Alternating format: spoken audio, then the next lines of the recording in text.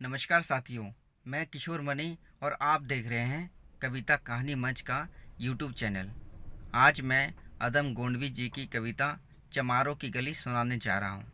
अगर आपने अदम गोंडवी जी की कविता पढ़ी है तो आपने महसूस किया होगा कि इनकी कविता समाज के ज्वलंत मुद्दों को उजागर करती है।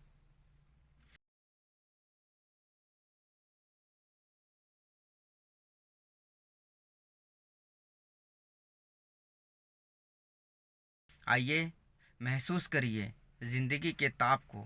मैं चमारों की गली तक ले चलूँगा आपको, जिस गली में भुखमरी की यातना से ऊब कर मर गई फुलिया बेचारी एक कुएं में डूबकर। है सधी सिर पर बिनौली कंडियों की टोकरी, आ रही है सामने से हरखुआ की छोकरी। चल रही है छंद के आयाम को देती दिशा, मैं इसे कहता हूँ सरजू पार की मोनालिसा। कैसी यह भयभीत है हिरनी सी घबराई हुई, लग रही जैसे कली बेला की कुमलाई हुई।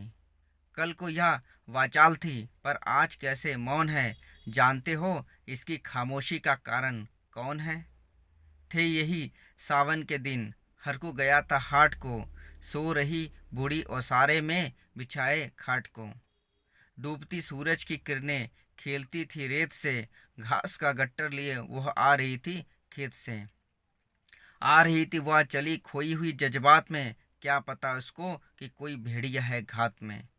होनी से बेखबर कृष्णा बेखबर राहों में थी, मोड़ पर घूमी तो देखा अजनबी बाहों में थी।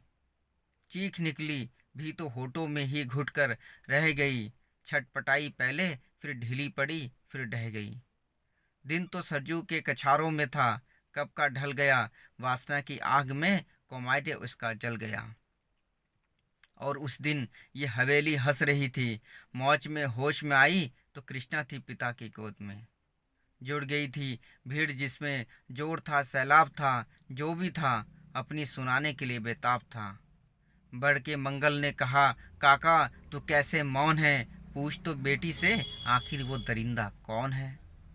कोई हो संघर्ष से हम पाँव मोड़ेंगे नहीं, कच्चा खा जाएंगे जिंदा उनको छोड़ेंगे नहीं।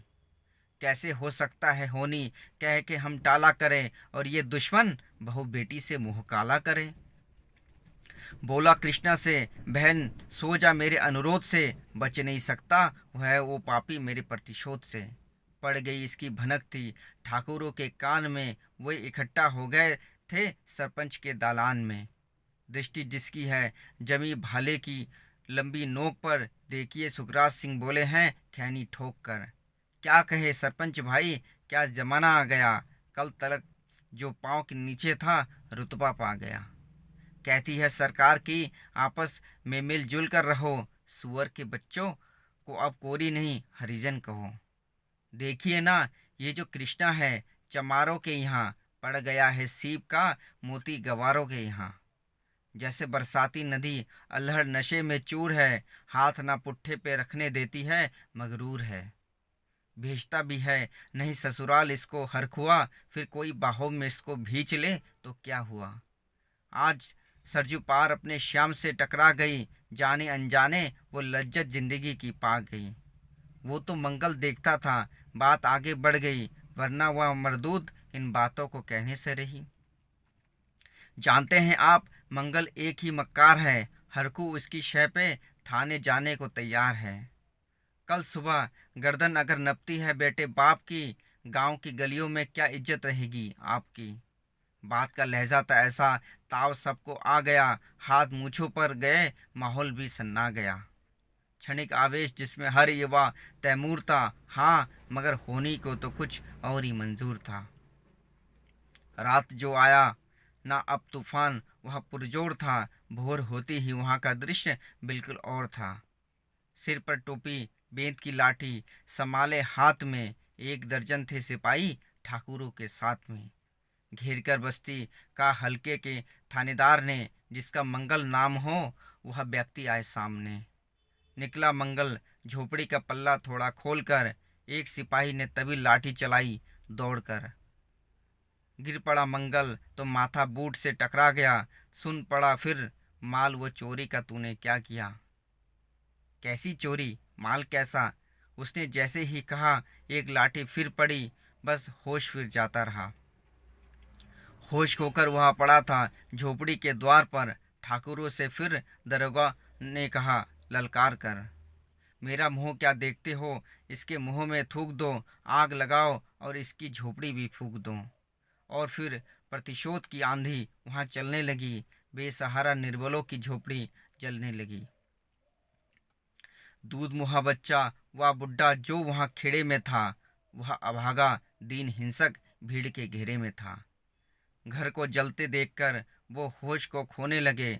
कुछ तो मन ही मन, मगर कुछ जोर से रोने लगे। कह दो इन कुत्तों के पिल्लों से कि इतराए नहीं, हुक्म जब तक मैं ना दूं कोई कहीं जाए नहीं। यह दरोगा जी थे मुंह से शब्द झरते फूल से, आ रहे ठेलते लोगों को अपने रूल से। फिर दहाड़े इनको डंडे से सुधारा जाएगा, ठाकुरों से जो भी टकराएगा वह मारा जाएगा।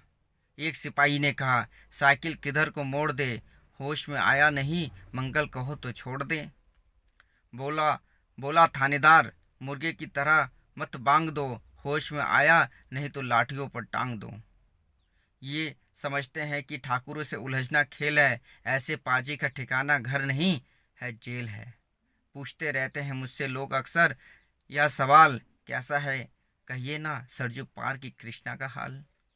उनकी उत्सुकता को, शहरी नग्नता के ज्वार को, सड़े जनतंत्र के मक्कार को, पैरोकार को, धर्म संस्कृति और नैतिकता के ठेकेदार को, प्रांत के मंत्रीगणों को, केंद्र की सरकार को मैं निमंत्रण दे रहा हूँ, आए मेरे गांव में, तट पे नदियों के घनी अमराइयों की छाव में।